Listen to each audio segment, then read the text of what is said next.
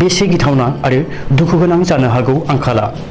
आंखालजों नाख्रेबजानाय गलायगावनि बोराय बुरै हालिसेया जिउनि जोबथा थिरांथा लाबाय।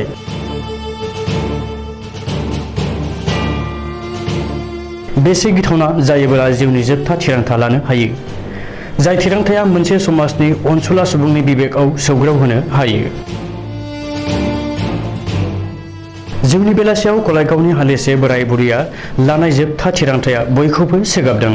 आंखाला बेसे गिथावना बेखौ जानांगौ बिथांमोना गावनि मेगनजों नुदोंमोन, जाय आंखाला बिथांमोनखौ फारफ्रोमथिंनिफ्राय नाख्रेबदोंमोन जानांगौ। नंगौ, बेबायदि मोनसे दुखुनांथाव जाथायानो जादों गलायगाव थानानि सिङाव थानाय थियाफुख्रियाव थांनाय मंगलबार हरनि समाव। थियाफुख्रि गामिनि 60 बोसोर बैसोनि बलराम बर' आरो बिथांनि बिसि सावना बर'खौ जायगानि मानसिया गावनि न'आवनो बोखांनो हायो। बेनि उनावनो गामियाव होंगो दोंगो नुजाथियो। बिथांनि न'नि उनथिं बिसि सावना बर'खौ हायाव गोग्लैना थानायनि बेरेखायै बलराम बर'खौ फांसे दंफाङाव दौलें लागायना थैनाय सोलेरखौ बोखांनो हायो। मख'जायोदि थैनाय बिसि फिसाया सानै फिसाजोखौ बिलाइना गावसोर बिबायना सानखौ बारहोहरदोंमोन। थैनाय सुबुंनि सासे फिसाजोआ खौरांगिरिनि सिगाङाव फोरमायनाय बादिब्ला आंखालनि थाखायनो गावनि बिमा बिफाया जिउनि बेबायदि जोबथा थिरांथाखौ लादों होननानै बुंसारो।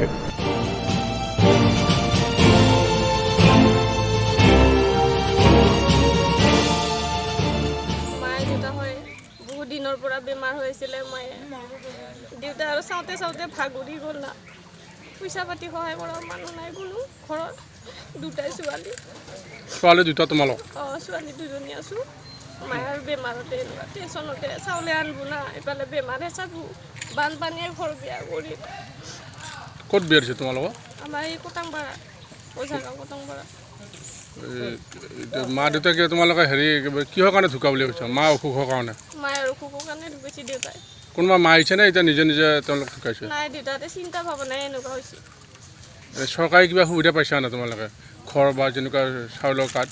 নাই, চাউলৰ কাৰ্ড দিয়া নাই, ঘৰ দিয়া নাই, একো দিয়া নাই। অৰুণোদয় পাইছো? একো পোৱা নাই। অৰুণোদয় পোৱা নাই? আধাৰ কাৰ্ড আছে, পান কাৰ্ড আছে, চব আছে, একোৱে নাপায়। ইমান বানপানী হ'ল, একোৱে পোৱা নাই। এনেই ৰাতি কিমান সময়ত ঢুকাইছে? কিমান ঢুকাইছে, আমাৰো ঘৰ দূৰত নহয়, আমিও চাবলৈ আহিব নোৱাৰোঁ। কিবা হৈছে কিবা নাই, ৰাতিপুৱা ফোন কৰোঁতে ক'ব পাৰোঁ। তাৰপিছত শুনা পাই পেলাই আহিলোঁ আমি গোটেইকেইটাও, চলি পলি লৈ। ইয়াৰে ল'ৰাজন ফোন কৰি খেদাইছে, ফোন কৰি খেদাওঁতে আহিছোঁ আৰু শুনা পাই।